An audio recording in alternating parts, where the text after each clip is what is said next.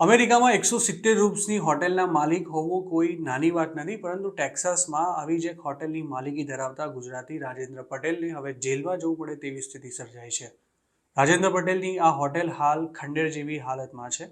ટેક્સાસના વિચુટા false શહેરમાં આવેલી આ હોટેલના માલિકને શુક્રવારે કોર્ટમાં હાજર થવાનું હતું, જ્યાં પોલીસ પણ તેમની રાહ જોઈને બેઠી હતી અને તેમની ધરપકડ થવાનું નક્કી હતું.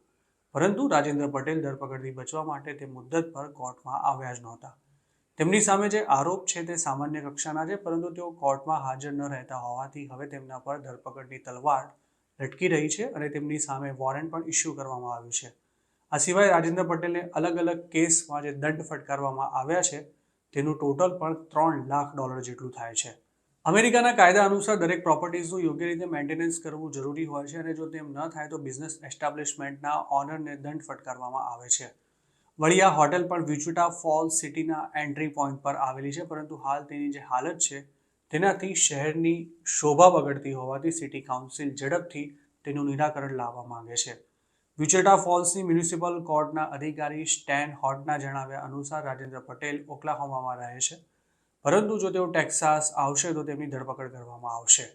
રાજેન્દ્ર પટેલ જે હોટેલના માલિક છે તેને વિચુટા નદીના કાંઠે બનાવવામાં આવી છે. આ હોટેલ જે લોકેશન પર છે ત્યાં તેનું કન્સ્ટ્રક્શન કરવાની મંજૂરી કઈ રીતે મળી ગઈ તે પણ એક સવાલ છે. 1985માં બનેલી આ હોટેલ વર્ષોથી ખાલી પડી છે અને તેનું મેન્ટેનન્સ પણ ન થતું હોવાથી હાલ તે ખખડધજ અવસ્થામાં આવી ગઈ છે અને તેને બીજા કોઈ ઉપયોગમાં લેવી શક્ય ન હોવાથી તેનું ડિમોલેશન કરી તે જગ્યા પર પાર્કિંગ લોટ બનાવવા માટે હાલ વિચારણા ચાલી રહી છે. વિચુટા ફોલ્સ સિટી કાઉન્સિલના અધિકારીઓના જણાવ્યા અનુસાર આ કેસમાં હવે જે કંઈ વેલ્યુ છે તે પ્રોપર્ટીની લેન્ડની જ રહી છે. વિચુટા નદીની સાવ નજીક બનેલી આ હોટેલમાં ઘણીવાર પૂરની સ્થિતિમાં પાણી પણ ભરાઈ ગયું છે. અમેરિકન મીડિયાના રિપોર્ટ અનુસાર વિચુટા નદી ઓવરફ્લો થઈ હોય તેવી ઘટનામાં આ હોટેલમાં અત્યાર સુધી 3 વાર પાણી ઘૂસી ચૂક્યું છે. આ હોટેલનું નિર્માણ 1985માં $10 મિલિયન ખર્ચે કરવામાં આવ્યું હતું.